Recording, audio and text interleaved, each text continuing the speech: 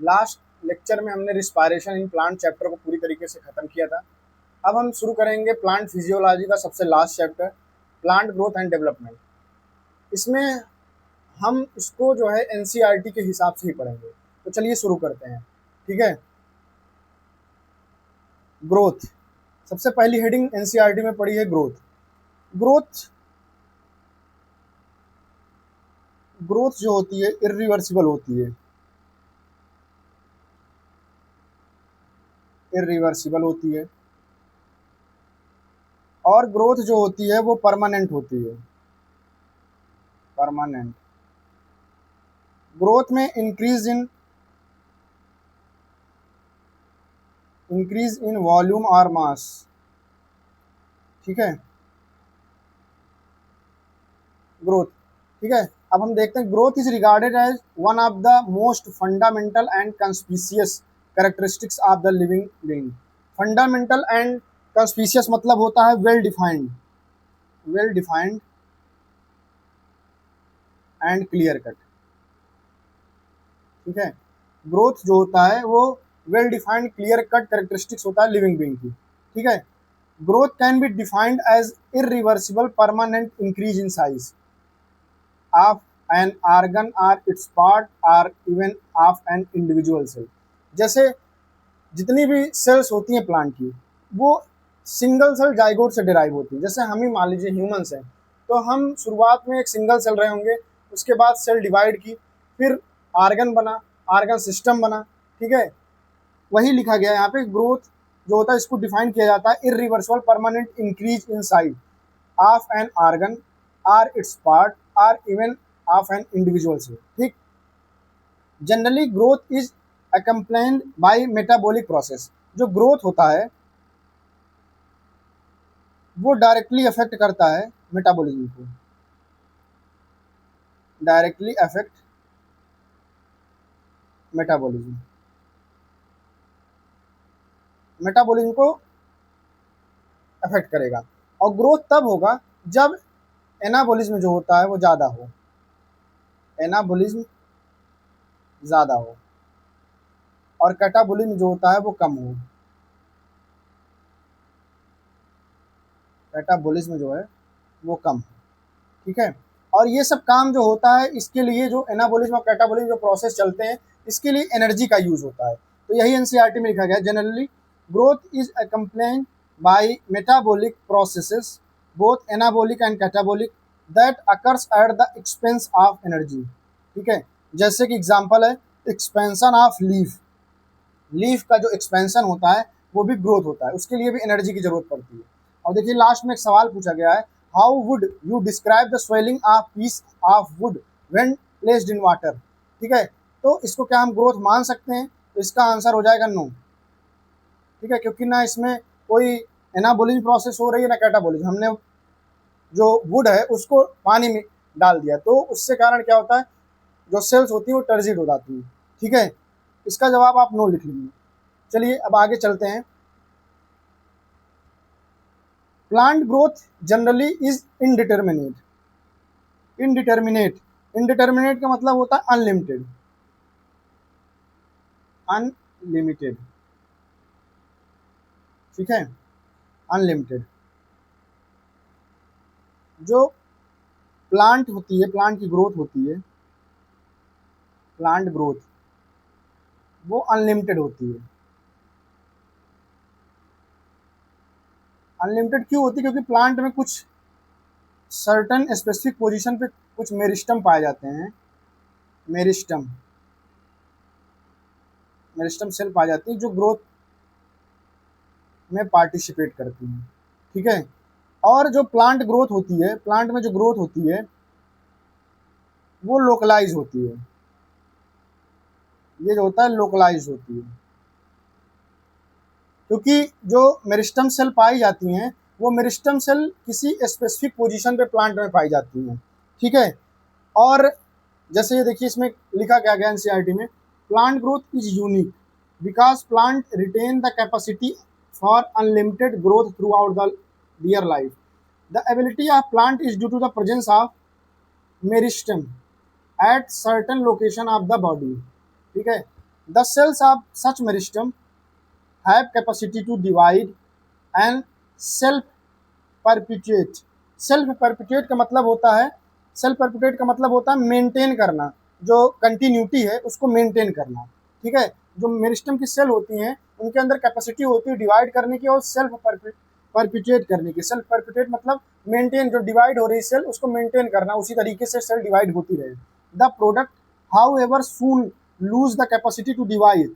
जैसे मान लीजिए ये सेल है, ये सेल डिवाइड हुई दो पार्ट में, मान लीजिए दो सेल में डिवाइड हुई, तो इसमें से ये सेल फिर से डिवाइड होगी दो अलग अलग सेल में। ठीक है, लेकिन जो ये सेल है, ये सेल परफॉर्म करने लगेगी फंक्शन, प्लांट के अंदर फंक्शन परफॉर्म करने लगेगी।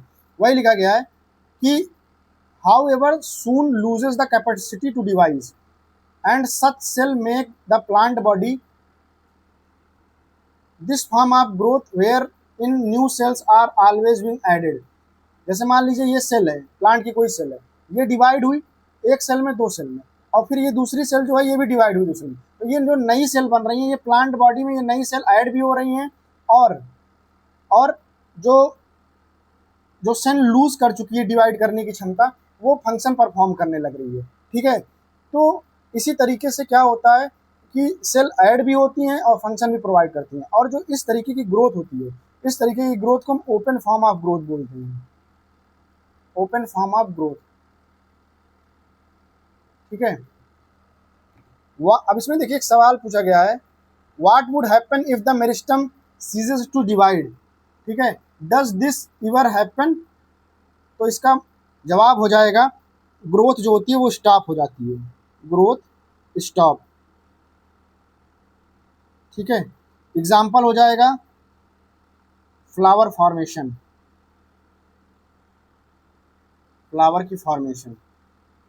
ठीक है, अब आगे चलते हैं। जो ग्रोथ होती है वो दो तरीके से होती है, ग्रोथ जो होती है वो दो तरीके से होती है। एक होती है प्राइमरी ग्रोथ, प्राइमरी ग्रोथ, और एक होती है सेकेंडरी ग्रोथ, सेकेंडरी ग्रोथ। ठीक है, प्राइमरी ग्रोथ जो होती है उसमें हाइट बढ़ती है, हाइट बढ़ती है, और सेकेंडरी ग्रोथ जो होती है इसमें विड्थ बढ़ती है, मतलब पौधा जो है चौड़ा होता है। ठीक है, यही एनसीईआरटी में लिखा गया है। The root apical meristem and the shoot apical meristem, you know that they are responsible for the primary growth of the plant and principally contribute to the elongation of the plant along their axis, मतलब height बढ़ाते हैं। इसका example हो जाएगा root apical meristem, shoot apical meristem. Example इसका हो जाएगा root apical meristem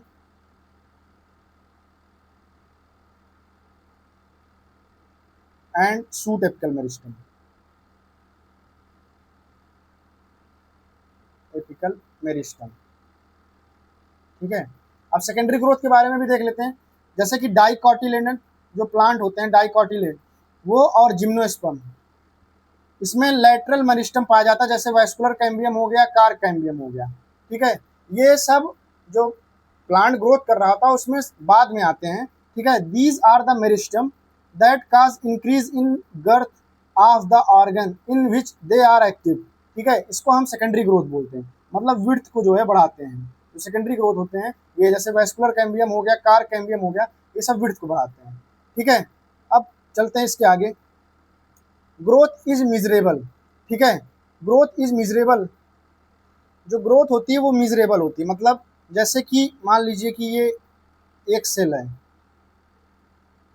इस सेल में ग्रोथ हुई, इसका जो प्रोटोप्लाज्म का वॉल्यूम है वो बढ़ गया।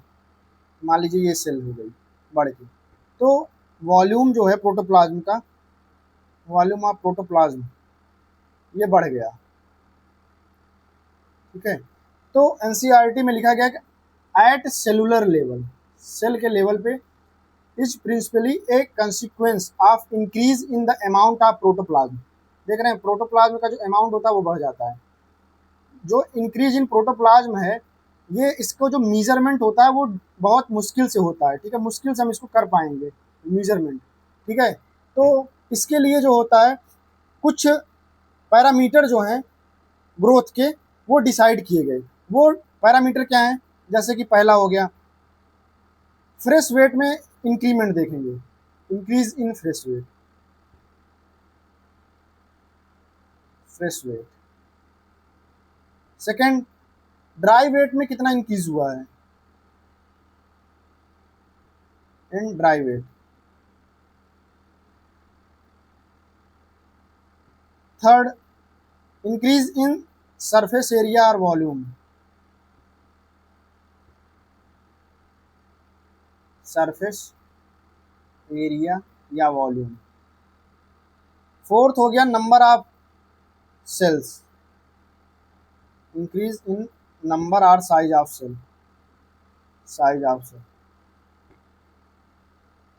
ये पैरामीटर हो गए ग्रोथ को मीजर करने के, क्योंकि हमको पता है कि वो जो प्रोटोप्लाज्म है इसको मीजर करना बहुत मुश्किल है। तो हम मीजर किस तरीके से करेंगे? इन 4 तरीकों से करेंगे। फ्रेश वेट को मीजर करेंगे, ड्राई वेट को मीजर करेंगे, सरफेस एरिया या वॉल्यूम को मीजर करेंगे, जो सेल होता है उसके नंबर या साइज जो होता है उसको मीजर करेंगे, ठीक है। तो अब देखते हैं कि मतलब इसमें होता क्या है। जैसे मान लीजिए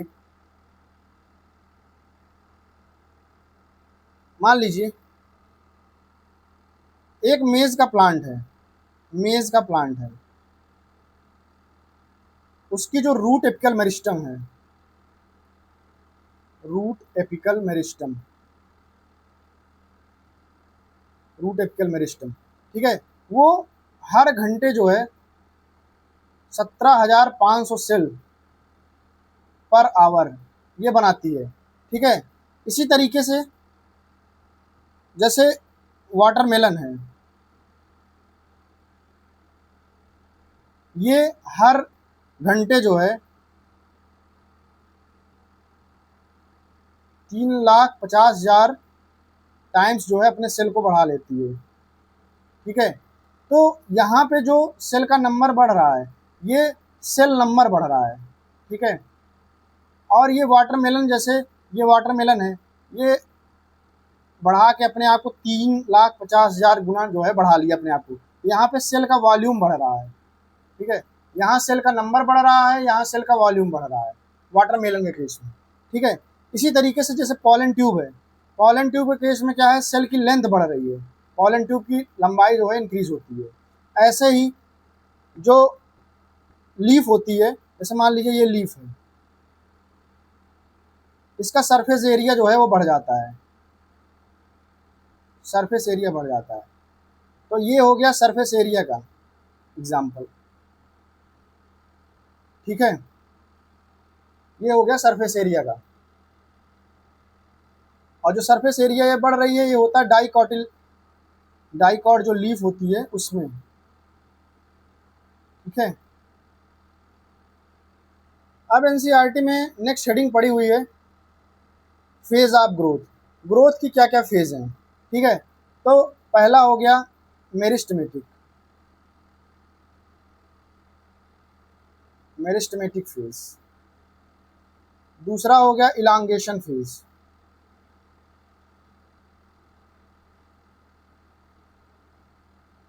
तीसरा हो गया मैचुरेशन फेज।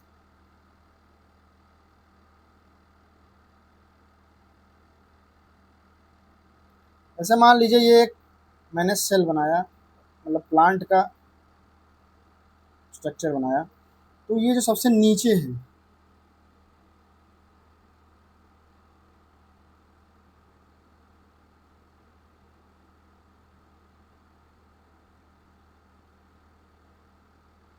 ये हो गई मेरिस्टेमेटिक, मेरिस्टेमेटिक फेज।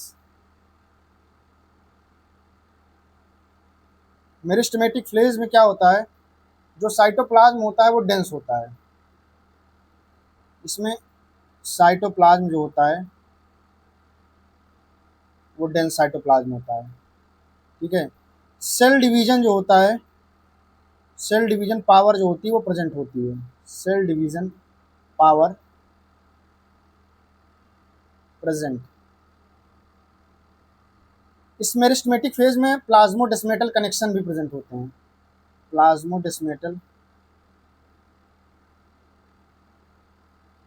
कनेक्शन, ठीक है। इसका जो न्यूक्लियस होता है वो भी इनलार्ज होता है, न्यूक्लियस जो है वो भी इनलार्ज होता है, ठीक है। और इस मेरिस्टेमेटिक फेज के जस्ट ऊपर आती है फेज ऑफ इलांगेशन, ये आ गई फेज ऑफ इलांगेशन।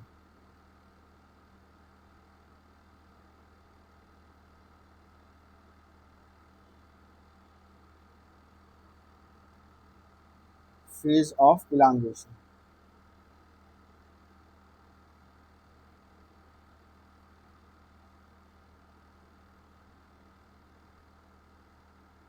ये जो फेज हो गई, ये फेज हो गई फेज ऑफ इलांगेशन।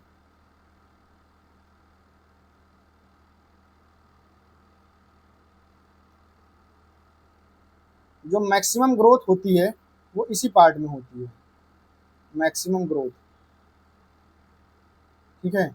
इसी में जो है सेल वॉल, जो सेल वॉल को जो बनाता है मटेरियल, वो यहीं पे बनता है, सेल वॉल मटेरियल फॉर्म। और इसी में जो होता है वो वैक्यूल का फॉर्मेशन होता है, वैक्यूल फॉर्मेशन। वैक्यूल की फॉर्मेशन जब होता है तो सेल जो होता है वो टर्जिड हो जाती है। और इस फेज ऑफ इलांगेशन के जस्ट ऊपर जो होता है ये होता है मैचुरेशन फेज,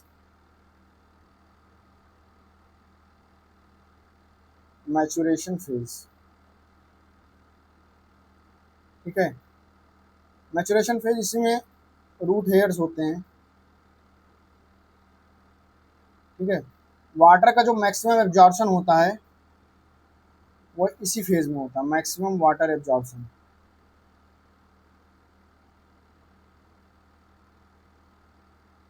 ठीक है। और जो ये मैचुरेशन होती हैं ये अटेन कर लेती हैं maximum size, attain maximum size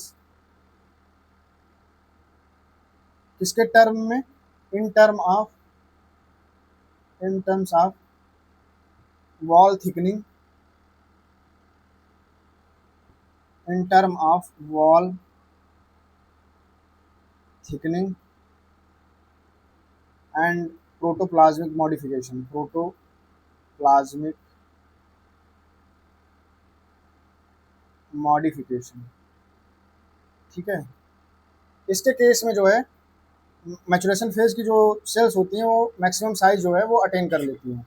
अब एनसीईआरटी में देखते हैं, एनसीईआरटी में भी सेम चीज़ें यही लिखी हुई है।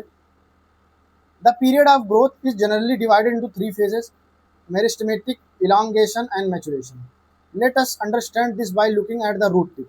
ये रूट टिप जो हमने बनाया है इसको देख के हम जान लेंगे। The constantly dividing cell both at shoot apex and root apex and shoot apex represent the meristematic phase of the growth. The cells in this region are rich in protoplasm, large conspicuous nuclei. The cell wall are primary in nature. जो nature होता है इनका primary nature होता है, growth करती है, height बढ़ाती है, तो मतलब ग्रोथ करती है, थिन होती है, इसकी जो सेल वॉल्स होती है थिन होती है, सेलुलोज की बनी होती है जिसमें प्लाज्मोडेस्मेटल कनेक्शन पाए जाते हैं, ठीक। इसके जस्ट ऊपर, ठीक, to the meristematic zone the phase of elongation है, मेरिस्टेमेटिक के जस्ट ऊपर जो है फेज ऑफ इलांगेशन है। इसमें इंक्रीज वाइकुलेशन, सेल का इनलार्जमेंट होता है, new cell wall deposition are characteristics of the cell in this phase. इसके ऊपर जस्ट है more proximal phase of elongation है, ठीक है, phase of elongation lies the portion of the axis which undergoing the phase of maturation. The cells of this zone attain their maximal size in terms of wall thickening and protoplasmic modification, ठीक। तो ये तो हमारा growth का phase हो गया, ठीक है, जो ग्रोथ फेज ऑफ ग्रोथ हो गया। अब ये सारा पॉइंट जितना है इतना आप एनसीईआरटी से पढ़ सकते हैं। ठीक है, इसके आगे का जो ग्रोथ रेट है वो हम अगले लेक्चर में पढ़ेंगे। तब तक के लिए धन्यवाद।